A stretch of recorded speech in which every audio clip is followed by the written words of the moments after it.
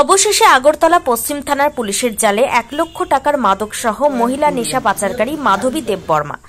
নেশায় শেষ হয়ে যাচ্ছে একাংশ যুব সমাজের ভবিষ্যৎ। এবার পুরুষের সাথে নেশা পাচারের প্রতিযোগিতায় নাম লেখালেও আগরতলা কৃষ্ণনগর পুরনো কালীবাড়ি এলাকার কুখ্যাত মহিলা নেশা কারবারি মাধবী দেববর্মা।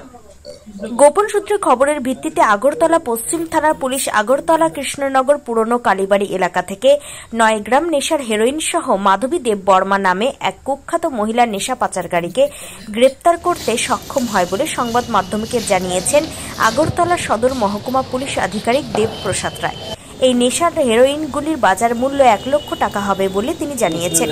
ধৃত মহিলা নেশা পাচারকারী মাধবী দেববর্মা দীর্ঘদিন ধরে বিভিন্ন জায়গায় ঘুরে ঘুরে অবৈধ নেশা সামগ্রী যুবক যুবতীদের কাছে বিক্রি করে যুব সমাজের ভবিষ্যৎ অন্ধকারের দিকে নিয়ে যাচ্ছিল। ধৃত মহিলা নেশা পাচারকারী মাধবী দেববর্মাকে পুলিশ রিমান্ড চেয়ে আদালতে প্রেরণ করা হয়েছে বলে পুলিশ আধিকারিক দেবপ্রসাদ রায় জানিয়েছেন।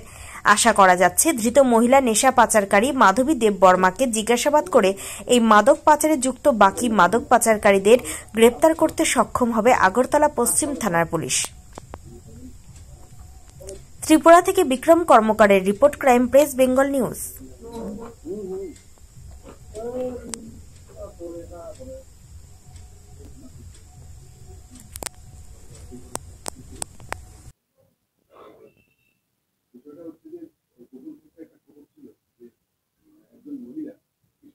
ये चल रहा है नशा विरोधी जो अभियान है, ये चल रहा है। उस दिन भी परसों भी हम लोग बहुत सारे सामान रिकवरी किया था, ब्राउन शुगर वगैरह। तो आज कल शाम को एक इन्फॉर्मेशन मिला था कि एक लेडी माधुरी देवबर्मा, उसका घर ओल्ड कालीबाड़ी लेन कृष्णनगर, इन्होंने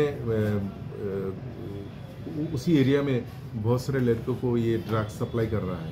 उसी इन्फॉर्मेशन के ऊपर एक टीम हम लोग अरेंज किया। वो टीम में ओसी राणा चटर्जी भी था, वो लीड किया है।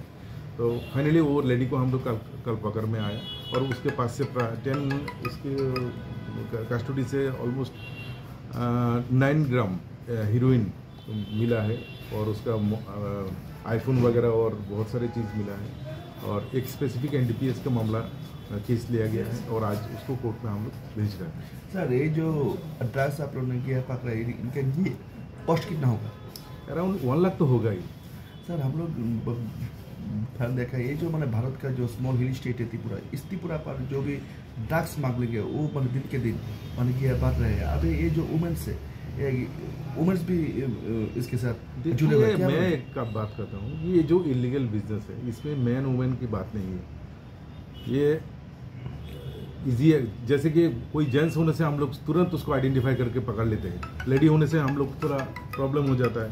तो ये लेडी सोचा कि हम लोग उसका इन्फॉर्मेशन नहीं मिलेगा, लेकिन इन्फॉर्मेशन मिल जाता है। तो अभी वो जेल में जाएगा। ठीक है, ओके सर।